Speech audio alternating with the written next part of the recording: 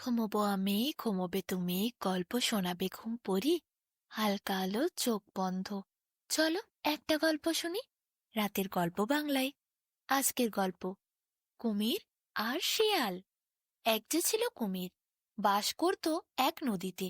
নদীর পাড়ের কাছাকাছি অল্প স্বল্প জলে ঘুরে ফিরে বেড়াতে সে ভালোবাসত। সেই নদীর কিনারায় ছিল একটি পাথর, তারই নিচে থাকতো এক ছোট্ট কাকড়া। কাকড়া আর কুমিরের মধ্যে দারুণ বন্ধুত্ব ছিল। দুজনে মুখোমুখি বসে অনেক দিন ধরে অনেক গল্প করত, দিব্যি সময় কাটিয়ে দিত। বেজায় খিদে পাওয়াতে কুমির একদিন নদীর কিনারায় সেই পাথরের কাছাকাছি কাকড়ার ঘরে দোরগোড়ায় এসে হাঁক দিল, কাকড়া ভাই, বাড়ি আছো? কাকড়া বলল, কে? কুমির বলল, আমি ভাই। কাকড়া তাড়াতাড়ি করে বেরিয়ে এলো। কাকড়া কুমিরকে দেখতে পেয়ে বলল, বলো কি খবর? কুমির চারপাশে একটু দেখে নিল, তারপর নিচু গলায় বলল, শোনো ভাই কাকড়া, ছোট্ট বন্ধু আমার, একটা কাজ করতে হবে। যাও একবারটি শিয়ালকে জলখাবারের জন্য ডেকে আনো। সে যখন মনের সুখে জল খেতে আসবে, সেই সুযোগে আমি ওকে খেয়ে ফেলব। শিয়ালের কথা শুনে কাকড়া চুপচাপ বসে রইল, কোনো কথাই আর বলল না, নড়লও না চললও না। কাকড়ার মধ্যে কোনো ভাবান্তর না দেখতে পেয়ে কুমির বলে উঠল, কি ভায়া, চুপচাপ বসে রইলে যে? তোমাকে যা করতে বললাম করলে না যে? কুমিরের মুখের দিকে তাকিয়ে কাকড়া জবাব দিল, গিয়ে কোনো লাভ নেই। আমি বলি শিয়াল জল খেতে আসবে না। শিয়াল ভালো করেই জানে তুমি ওই নদীতে ঘাপটি মেরে লুকিয়ে বসে থাকো, কখনো মরার মতো ভেসে থাকো। সুতরাং শিয়াল আমার কথা মোটেও বিশ্বাস করবে না। সে বড় চালাক। নদীর ধারে সবুজ গাছপালার ভেতরে ছিল একটা সুন্দর ফুলের গাছ। সবসময় ফুলে ফুলে রঙিন হয়ে থাকতো গাছটা। গাছের চারপাশে ঝরে পড়া ফুলে ভর্তি হয়ে থাকতো সবসময়। মনে হতো যেন ফুলের বিছানা কেউ সাজিয়ে রেখেছে। অনেক ভেবেচিন্তে কুমির বলল, তাহলে এক কাজ করা যেতে পারে। কাকড়া জিজ্ঞাসা করল, কি গো? কুমির বলল, শোনো, আমি নদীর পাড়ে এসে মরার মতো ভান করে শুয়ে থাকব। তুমি ওই ফুল এনে আমার সারা শরীর ঢেকে ফেলবে। কেউ মরে গেলে যেমন করে ফুল দেওয়া হয়, ঠিক তেমন করে। আমার এমন দশা দেখতে পেলে শিয়াল পরম নিশ্চিন্তে ঠিক জল খেতে আসবে। যেমন কথা তেমন কাজ। পরিকল্পনাটা কাকড়ার মনেও ধরল। নদীর পাড়ে ফুলগাছটার কাছাকাছি কুমির মরার মতো পড়ে রইল। একটা একটা করে ফুল এনে কাকড়াও ঢেকে ফেলতে শুরু করল কুমিরের প্রায় গোটা শরীরটা। তারপর শিয়ালের কাছে চলল শিয়ালের সন্ধানে। শিয়ালের সঙ্গে দেখা হতেই কাকড়া বলল, কি শিয়াল দাদা, নদীতে জল খেতে যাবে না?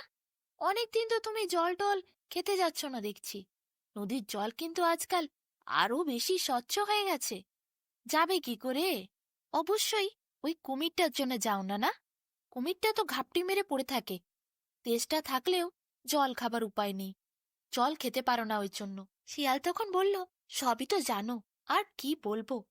এদিকে কাকড়া, সে বলল, আর ভাবনা নেই, এবার নিশ্চিন্তে যেতে পারো। কাকড়ার কথা শুনে শিয়াল একটু মাথাটা চুলকে নিল। তারপর বলল, কেন কেন?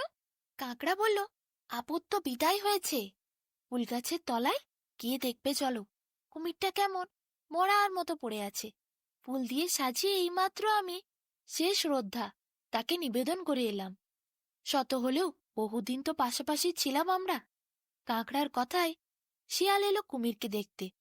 চুপচাপ শুয়েছিল কুমির, সারা শরীরে তার ফুলে ফুলে ঢাকা। শিয়াল খুব ভালো করে দেখল সবকিছু। তারপর কাকড়াকে বলল, কুমির ভায়া বেঁচে নেই, সত্যিই খুব দুঃখের কথা। কিন্তু একটা ব্যাপার আমার খুব অবাক লাগছে জানো। কাকড়া বলল, কি ব্যাপার?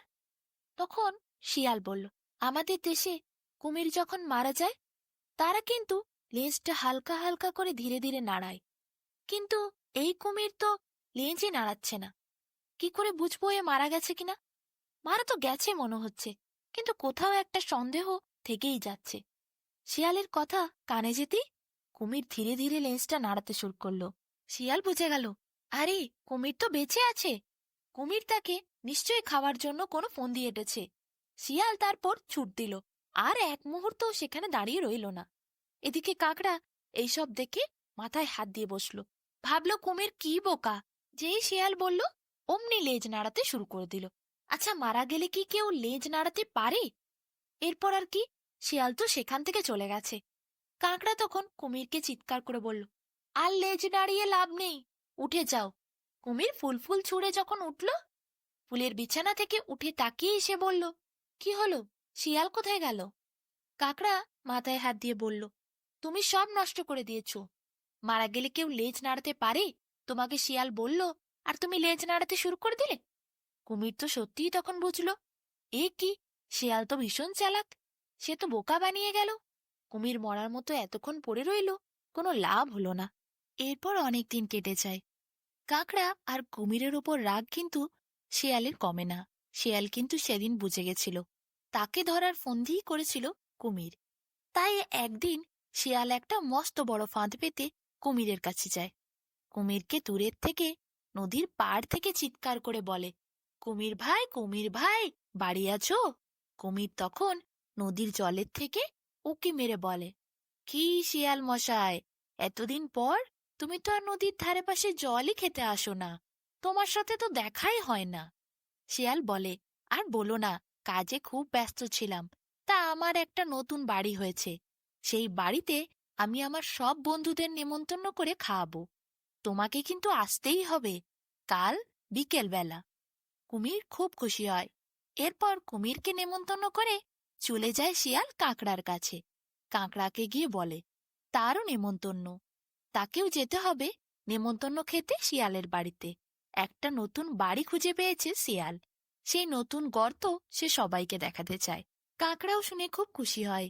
সে বলে সে যাবে, কুমিরের সাথেই যাবে শিয়ালের বাড়ি। পরের দিন বিকেল বেলা শিয়াল কুমির আর কাঁকড়াকে উপযুক্ত শাস্তি দেওয়ার জন্য এক নতুন ফন্দি এঁটে রেখেছিল। সে একটা নতুন কাপড়ের ব্যবস্থা করেছিল। নদীর পাড়ে একটা নতুন কাপড় পরেছিল, সেটা সে মুখে করে টেনে এনেছিল। আর তার নতুন গর্তের কাছেই একটি কুঁয়ো ছিল। সেই কুঁয়োর ওপরে শিয়াল তার অন্য বন্ধুদের ডেকে আরো কয়েকজন শিয়ালকে নিয়ে টান টান করে কাপড়টা মুখে করে পেতে দেয়। তারপর শিয়াল মনের আনন্দে অপেক্ষা করছিল কুমির আর কাঁকড়ার জন্য। কুমির আর কাঁকড়া যেই শিয়ালের নতুন গর্ত দেখতে এলো, নতুন বাড়ি দেখে তারা খুব খুশি হলো।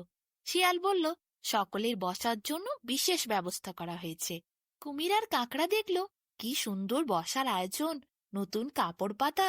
তারা দুজন ভাবল, শিয়াল মনে হয় আজ বেশ ভালো রকম আয়োজন করেছে, খুব ভালো করে খাবার দাবার খেতে দেবে। এরপর কুমির আর কাঁকড়াকে বসার জন্য অনুরোধ করল শিয়াল। নতুন কাপড় পাতা জায়গায় কুমির ধীরে সুস্থে নড়ে চড়ে গিয়ে উঠল, আর কাঁকড়াও আস্তে আস্তে গিয়ে উঠল। কিন্তু এ কি, যেই কাপড়ের মাঝখানে গিয়ে তারা বসলো, অমনি ধড়াস করে তারা কাপড় শুদ্ধ কুয়োর জলের মধ্যে পড়ে গেল। কুমির আর কাঁকড়া দুজনে তো অবাক, এ কি হলো, কুয়োর মধ্যে তারা কিভাবে পড়ে গেল? শিয়ালের নিশ্চয় এইটা কোনো ফন্দি ছিল। ওপরের থেকে শিয়াল আনন্দ করে হেঁকে বলল, হুক্কা হুয়া, কেমন লাগলো কুমির ভাইয়া? খুব তো আমাকে খাবার ফন্দি এঁটেছিলে।